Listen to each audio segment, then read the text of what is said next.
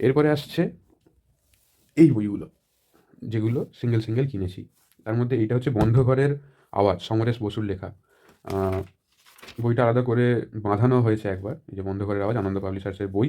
10 টাকা দাম ফেলে, নভেম্বর 1979 সালের এটা পাবলিশড। গুগল, আচ্ছা গুগল অমনি বা সমরেশ বসুর কিনা জানি না, যদি হয়ে থাকে তাহলে এটা গুগল অমনিবাসেরই হয়তো অংশ, এমন হতে পারে, আমি ঠিক জানি না। আচ্ছা, এরপরে যাওয়া যাক। এর পরের বই হচ্ছে, আচ্ছা এর দামটা, এটা নিয়েছিল আমার থেকে 35 টাকা, 35 টাকা এই বইটা আমি পেয়েছি। এরপরে আছে রিভু দ্বিতীয় পর্ব। রিভুর প্রথম আর তৃতীয় খণ্ড আমার কাছে আছে, দ্বিতীয় খণ্ড ছিল না, দ্বিতীয় খণ্ড নিয়ে নিলাম। 70 টাকা পড়েছে, দেশ পাবলিশিং থেকে প্রকাশিত হয়। আমি প্রথম খণ্ড এখনও পড়িনি, আমার পড়তে হবে। পেজ কোয়ালিটি যথেষ্ট ভালো।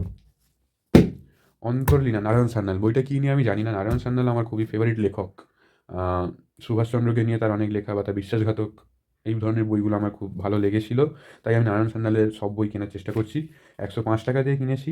আচ্ছা, আগের বইটা বলা হলো না, আগের বইটা 70 টাকা দিয়ে কিনেছিলাম। এটাও কাউকে উপহার দেওয়া। এই যে রেবাদির বিবাহবার্ষিকীতে অন্তর্লীনা, অন্তরে রেখো, লক্ষ্মী না কি দেবনাথ, হ্যাঁ সম্ভবত লক্ষ্মী দেবনাথ, রেলঘাটা কোচবিহার, 25শে বৈশাখে উপহার দিয়েছিল কেউ। পেজটা উঠে যাচ্ছে, আঠা দিয়ে মেরে নিতে হবে, একটু একটু রিপেয়ার তো করতেই হয় পুরোনো বই কেনার পর, সবাই জানো যারা কেনো।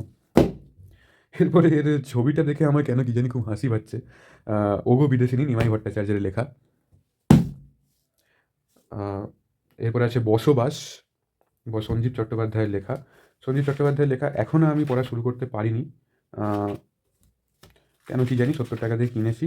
বসবাস পড়ে দেখবো এটা কেমন লাগে। 40 টাকা এখানে মুদ্রিত মূল্য, 1995 সালের, আনন্দ পাবলিশার্স থেকে প্রকাশিত, মানে বুঝতেই পারছো এখন এর কত দাম হবে। আমি যে দামে 70 টাকা কিনেছি মানে অনেক কম দামই পেয়েছি।